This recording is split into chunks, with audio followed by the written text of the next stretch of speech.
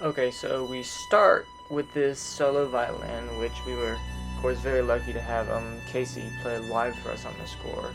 And so we're just getting into some scene setting, some introduction. This scene we had a lot of trial and error with. We had to cut a lot of things down. So the ultimate variation on the main theme, which you're hearing now, was quite different than a lot of my opening sketches for the scene. And it crescendos out with the title card. And so there's no music for this little bit, but now is a good time to mention this because there are a couple scenes like this. But it's always been my philosophy that a scene needs a reason to have music, not a reason not to have music. Oh, and so for this fight scene, I instructed Casey in the sheet music to just literally give me 9 bars of the creepiest sound she could make with the violin, and I tracked that onto itself and created that really uh, strange, creepy sound, however you want to play it. And so this bit here now, with the synths and that big reach with the violin, is very emblematic of what has just happened, and that sort of first couple notes of the main theme, standing in for the tragedy and the horror almost of what we've just seen on screen. And here's another long stretch with no music, so I guess I'll talk a little bit about the background of the score for this bit. But my conception of it was originally a very synthetic and atonal sort of environment. But then when we started putting it up to picture, I discovered that didn't work at all, which was very interesting. But these warmer orchestral sounds that we found out we needed, and just there, Catherine's vocals, that was fun. She sang the theme for her own character, which unfortunately I wasn't able to reprise elsewhere in the score.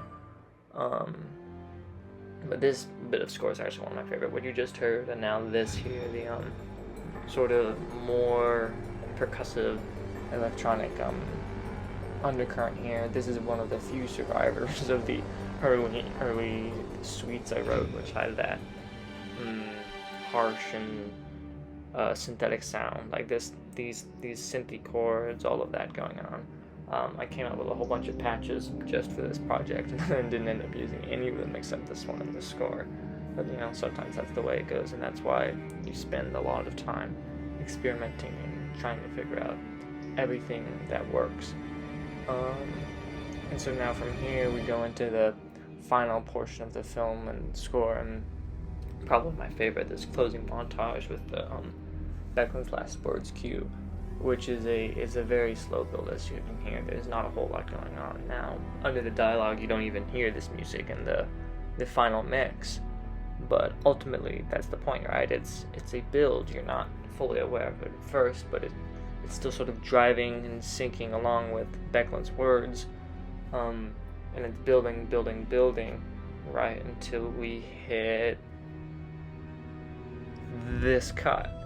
And now suddenly it's in your face, and the music takes over and starts driving the story for a second here, where there's no dialogue. But again, that's the violin, and that's Catherine's vocals.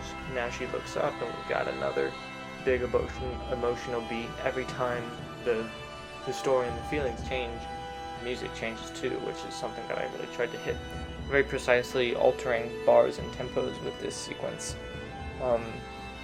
And as she continues talking, the music kind of resolves itself before eventually going into the main theme for one final time. And this is definitely my favorite version of it. It's just as big as it could possibly be, which is really what I wanted to go for, and I wanted that to feel earned after spending a lot of the score on kind of the quite undertones. Now having this big, bold version as we fade out is very important, and it's catharsis for the viewer, which is continued by this brief little theme for the credits that doesn't really appear anywhere else. It kind of has some resemblance to the main theme, but it's another way of letting everything quiet back down and letting the viewer calm down after everything.